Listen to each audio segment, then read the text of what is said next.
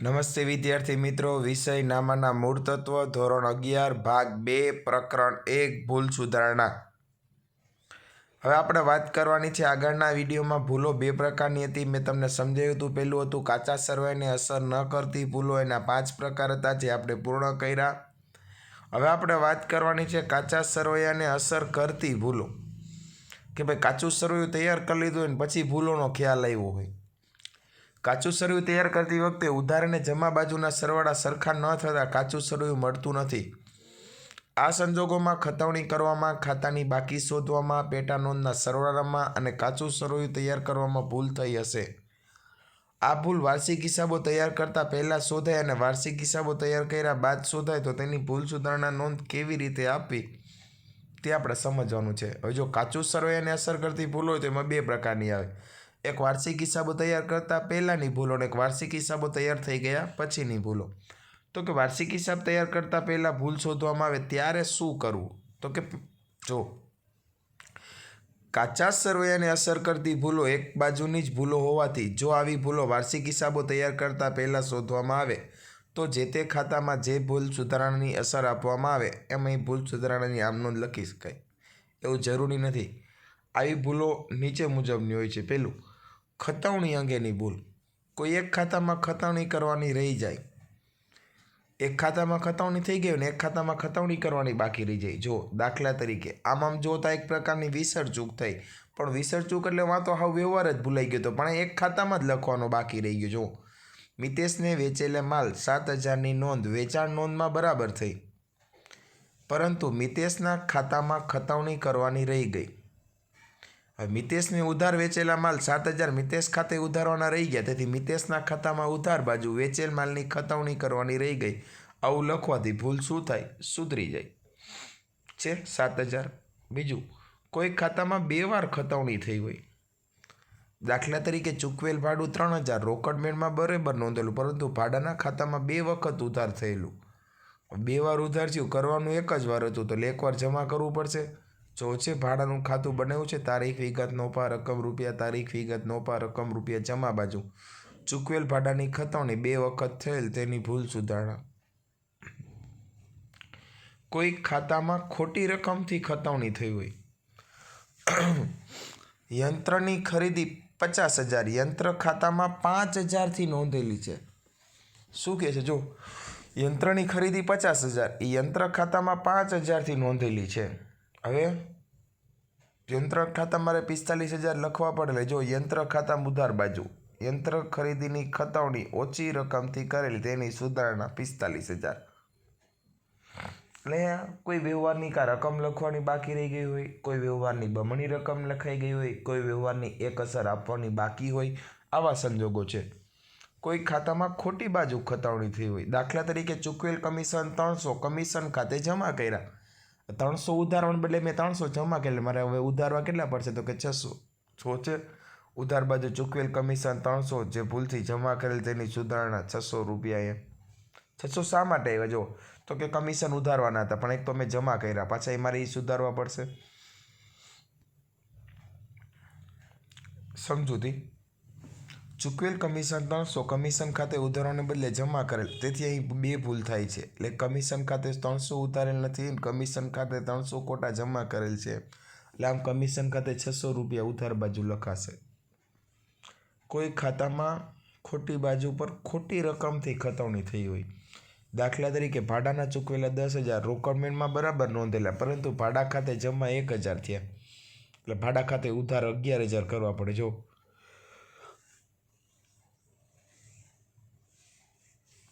અહીં ભાડાનું ખાતું બનાવેલું છે. ઉધાર બાજુ તારીખ વિગત નોપા રકમ, તારીખ વિગત નોપા રકમ, ઉધાર બાજુ ચૂકવેલ ભાડાના 10,000, ભૂલથી જમા બાજુ 1,000 નોંધેલ, એટલે ટોટલ 11,000 ઉધાર કર્યા. ત્યારે આપણી ભૂલ સુધરે. સમજૂતી આપી છે. જો ચૂકવેલ ભાડું 10,000 ભાડા ખાતે ઉધારવાને બદલે 1,000 જમા થયું, એટલે અહીં 2 ભૂલ થઈ. એક તો 10,000 ઉધારેલ નથી ને 1,000 જમા થયું, એટલે ઉધાર કરવાનું, ટોટલ 11,000 ઉધાર થાય. ખાતાની બાકી અંગેની ભૂલો. ખાતાની બાકી શોધવામાં ભૂલ. કોઈ ખાતાની બાકી વધારે કે ઓછી રકમથી શોધવામાં આવે તો કાચું સરવૈયું મળતું નથી. જો ઉધાર બાજુની બાકી ઓછી રકમથી શોધી હોય તો ખાતામાં ઉધાર બાજુ તફાવતની રકમ લખાય અને જમા બાજુની બાકી ઓછી રકમથી શોધી હોય તો ખાતામાં જમા બાજુ રકમ લખાય.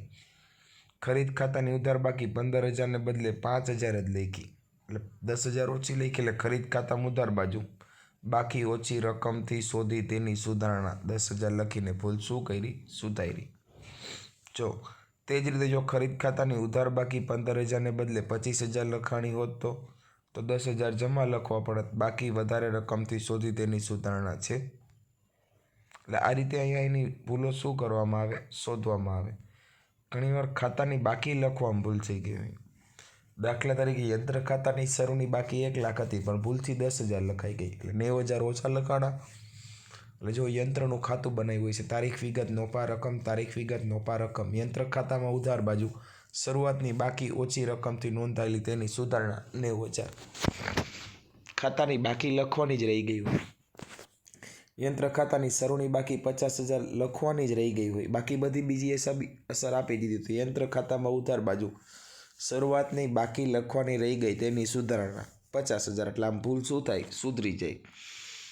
ખાતાની બાકી ખોટી બાજુ ઉપર લખીએ. દાખલા તરીકે દેવાદાર ભરતના ખાતાની બાકી 800, તેના ખાતાની જમા બાજુ લખી.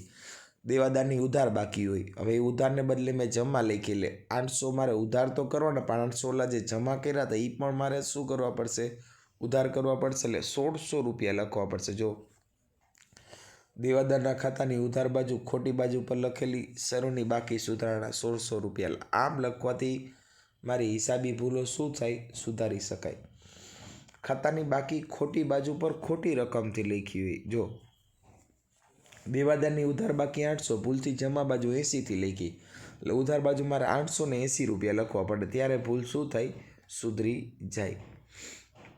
ઘણીવાર આ તો ખતાવણી માટે નથી, ઘણીવાર પેટા નોંધના સરવાળામાંય ભૂલ થઈ હોય તો શું કરવું? જો પેટા નોંધ જેવી કે ખરીદ નોંધ, વેચાણ નોંધ, ખરીદ પરત, વેચાણ પરત, રોકડ મેળ વગેરેના સરવાળામાં ભૂલ થવાથી કાચું સરવૈયું મળતું નથી.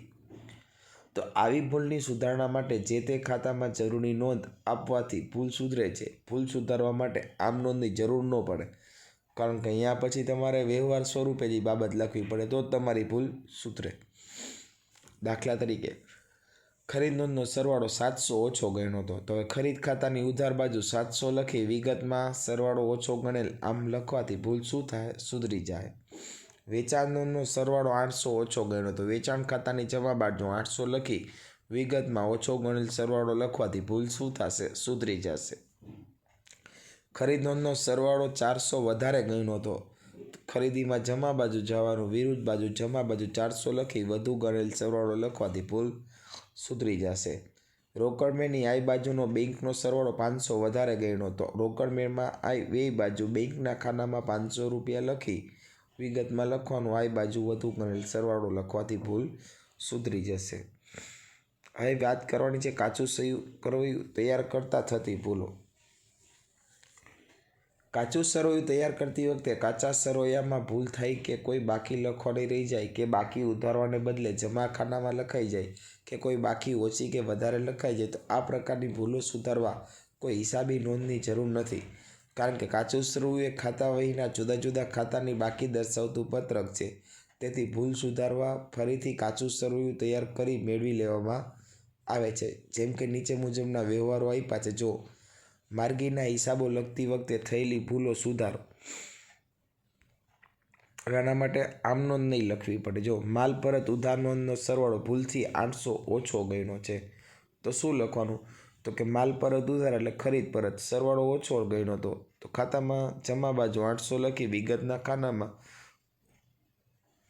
નોંધનો સરવાળો ઓછો ગણ્યો, તેની ભૂલ સુધારશો. એટલે આમ લખવાથી એની ભૂલ શું થાય? સુધરી જાય. જો થોડુંક વસ્તુ સમજાવશો એટલે તમને ખ્યાલ આવે, કારણ કે આ બધા વ્યવહારો એવા છે કે જે વ્યવહારો લખવાથી ભૂલો ન સુધરે. બીજો વ્યવહાર, એક ગ્રાહક પ્રેરણા પાસેથી મળેલા 480ની ખતવણી કરતી વખતે તેના ખાતે 840 આવ્યો. 480ને બદલે 840 લખાઈ ગયા.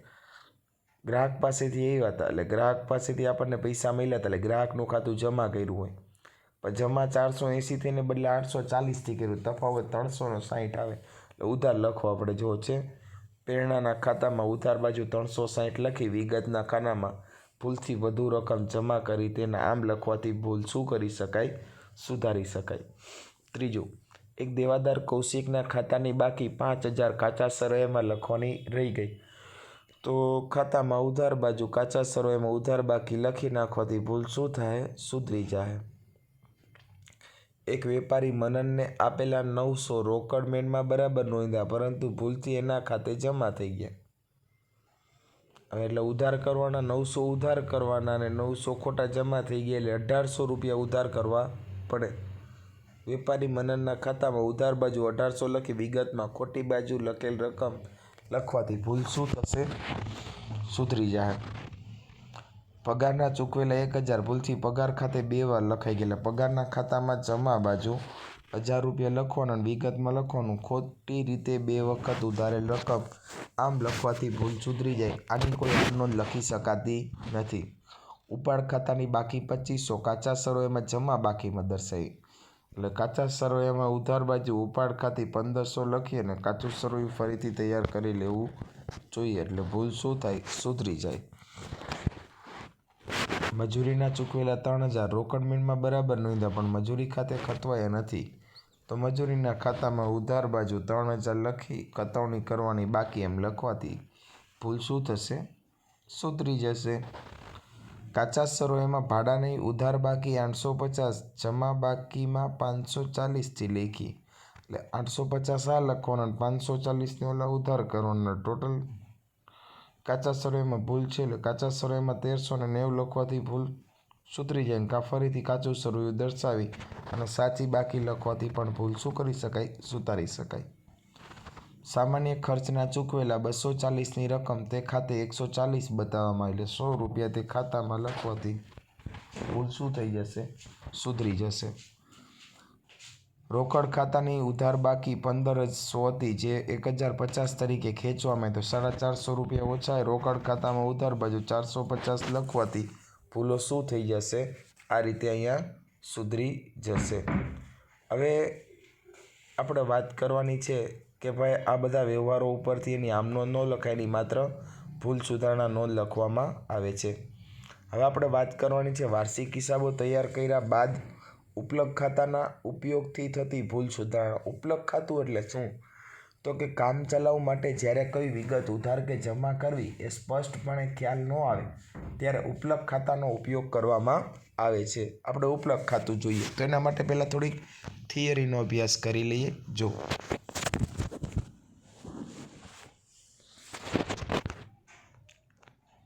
વાર્ષિક હિસાબો બરાબર લખાયા હોય અને તેમાં કોઈ ભૂલ ન હોય ત્યારે કાચું સરવૈયું મળી જાય છે. ત્યારબાદ વાર્ષિક હિસાબો તૈયાર કરવામાં આવે છે, પરંતુ કેટલીક વાર હિસાબી ભૂલોને કારણે કાચું સરવૈયું ન મળે ત્યારે તે ભૂલોને શોધવા પાછળ સમય જાય છે અને વાર્ષિક હિસાબો સમયસર તૈયાર થઈ શકતા નથી. આ સંજોગોમાં કાચા સરવૈયામાં આવતો તફાવત ઉપલબ્ધ ખાતે લખી વાર્ષિક હિસાબો તૈયાર કરવામાં આવે છે. ત્યારબાદ જ્યારે ભૂલ શોધી જરૂર હોય ત્યાં ઉપલબ્ધ ખાતાની મદદથી અને જરૂર ન હોય ત્યાં ઉપલબ્ધ ખાતાની મદદ સિવાય ભૂલો સુધારીને ઉપલબ્ધ ખાતું બંધ કરવામાં આવે છે. એટલે આમ ઉપલબ્ધ ખાતે લખીને તૈયાર કરવામાં આવે છે. બધી જ ભૂલો સુધારતા ઉપલબ્ધ ખાતું આપોઆપ પછી શું થઈ જાય? બંધ થઈ જાય. વાર્ષિક હિસાબો તૈયાર કરતાં પહેલાં પણ જો તફાવત ન મળે તો તફાવત ઉપલબ્ધ ખાતે મૂકી કાચું સરવૈયું મેળવી લેવામાં આવે છે. આ પછી વાર્ષિક હિસાબો તૈયાર કરતાં પહેલાં જો ભૂલો મળે તો તેની સુધારણા પણ ઉપલબ્ધ ખાતાની મદદથી શોધવામાં આવે છે. ઉપલબ્ધ ખાતું શું છે? તો કે કાચું સરવૈયું ન મળે ત્યારે વાર્ષિક હિસાબો સમયસર તૈયાર કરવા માટે કાચા સરવૈયામાં આવતો તફાવત કામચલાઉ ધોરણે જે ખાતે લખીને કાચું સરવૈયું મેળવી લેવામાં આવે છે તે ખાતાને ઉપલબ્ધ ખાતું કહેવામાં આવે છે. જો કાચા સરવૈયાની ઉધાર બાજુએ તફાવત આવે તો ઉધાર બાજુ ઓછી આવતી તફાવતની રકમ ઉપલબ્ધ ખાતે લખવામાં આવે છે. ફરીથી કહું છું, ઉપલબ્ધ ખાતું એટલે શું? તો કે કાચું સરવૈયું ન મળે ત્યારે વાર્ષિક હિસાબો સમયસર તૈયાર કરવા માટે કાચા સરવૈયામાં આવતો તફાવત કામચલાઉ ધોરણે જે ખાતે લખીને કાચું સરવૈયું મેળવી લેવામાં આવે છે તેને ઉપલબ્ધ ખાતું કહેવાય. જો કાચા સરવાળાની ઉધાર બાજુ તફાવત આવે તો ઉધાર બાજુ ઉપલક ખાતે લખવામાં આવે, ઉપલક ખાતાની ઉધાર બાકી ગણાય, જે મિલકત લેણા બાજુ લખાય. જો કાચા સરવૈયાની જમા બાજુ તફાવત આવે તો જમા બાજુ ઓછી તફાવતની રકમ ઉપલક ખાતે લખવામાં આવે છે. આમાં બાકી ઉપલક ખાતાની જમા બાકી ગણાય છે, જે મૂડી દેવા બાજુ દર્શાવવામાં આવે છે. કાચા સરવૈયામાં આવતો તફાવત ઉપલક ખાતે લખી તે બાકી પાકા સરવૈયામાં લખી પાકું સરવૈયું મેળવી લેવામાં આવે છે. બીજા વર્ષની શરૂઆતમાં કે વર્ષ દરમિયાન અગાઉના વર્ષમાં થયેલી ભૂલ સુધારવા તફાવત ઉપલક ખાતે લખાયા બાદ ઉપલક ખાતાની મદદ લેવામાં આવે છે. દાખલા તરીકે જો ખરીદ નોંધનો સરવાળો 1000થી ઓછો લીધેલો હતો એટલે એની ભૂલ સુધારણા આમ નોંધ આ મુજબ કરી. ખરીદી ઉધાર 1000 તે ઉપલક ખાતે જમા 1000. તે જ રીતે વેચાણ નોંધનો સરવાળો 1000 વધુ ગણેલો હતો તો એ ઘટાડવા માટે વેચાણ ખાતે ઉધારીને ઉપલક ખાતે જમા કર્યું હોય એટલે આવી રીતે ભૂલો શું થાય? સુધારી લેવામાં આવે. આમ જે ભૂલમાં ઉધાર કે જમા એક જ બાજુ સંકળાયેલી હોય એટલે કે એક બાજુનો જ ભૂલ હોય ત્યારે ભૂલ સુધારણા સાચું ખાતું ઉધાર કે જમા કરવામાં આવે છે અને તેની સામે આમ નોંધ લખવા માટે બીજા ખાતા તરીકે ઉપલક ખાતું ઉધાર કે જમા કરવામાં આવે છે. એટલે આમ ઉપલક ખાતું આપોઆપ શું થઈ જાય? બંધ થઈ જાય. ભૂલ સુધારણા સિવાય ઉપલક ખાતાના અન્ય ઉપયોગો પણ છે, જેમ કે વ્યવહારમાં કોઈ ખાતું ઉધારવું કે જમા કરવું એ નક્કી ન થાય ત્યારે કામચલાઉ ધોરણે ઉપલક ખાતે હિસાબી અસર અપાય છે. જ્યારે યાદ આવે ત્યારે વિરુદ્ધ ખાતું આપી અને ઉપલક ખાતું શું કરી દેવામાં આવે છે? બંધ કરી દેવામાં આવે છે. આપણે આને એક ઉદાહરણ દ્વારા સમજીએ તો તમને વધારે સારી રીતે ખ્યાલ આવશે. શ્રી હરજીતે કાચું સરવૈયું મેળવવા માટે તફાવત 1000 ઉપલક ખાતે ઉધારેલ છે. વાર્ષિક હિસાબો તૈયાર કર્યા બાદ નીચેની ભૂલો સુધારવામાં આવી. સુધારતા જઈએ આપણે એક ભૂલો. જુઓ, પહેલું, બીનાએ પરત કરેલા માલની રકમ તેના ખાતે 3500થી ઉધારેલ છે. બીનાએ આપણને માલ શું કર્યો? પરત કર્યો. બીનાએ પરત કરેલા માલની રકમ તેના ખાતે 3500થી ઉધારી છે એટલે બીનાનું ખાતું ખોટું ઉધાર કર્યું, બીનાનું ખાતું જમા કરવું પડે. બીનાનું ખાતું એક તો અમે જમા થાય અને આપણે ઉધાર્યું હતું એટલે બમણી રકમથી જમા કરવું પડે. એટલે પેલી આમનું તાવ મુજબ હશે. ઉપલક ખાતે ઉધાર 7000 તે બીના ખાતે જમા 7000. બાજે બીનાએ પરત કરેલા માલની રકમની ભૂલ સુધારણા નોંધ કરી તેના ખરીદ માલ પરત નોંધનો સરવાળો 800 વધુ ગણ્યો છે. સમજો શું કહે છે? ખરીદ માલ પરત નોંધનો સરવાળો 800 વધુ ગણ્યો છે. ખરીદ માલ પરત એની જમા બાકી હોય, સરવાળો વધુ ગણો એટલે એને ઉધાર કરવી પડે. જો બીજી આમ નોંધ છે આ મુજબ ખરીદ માલ પરત ખાતે ઉધાર 800 તે ઉપલક ખાતે જમા 800 બાબત જે ખરીદ માલ પરત નોંધનો સરવાળો ભૂલથી વધુ ગણેલ તેના.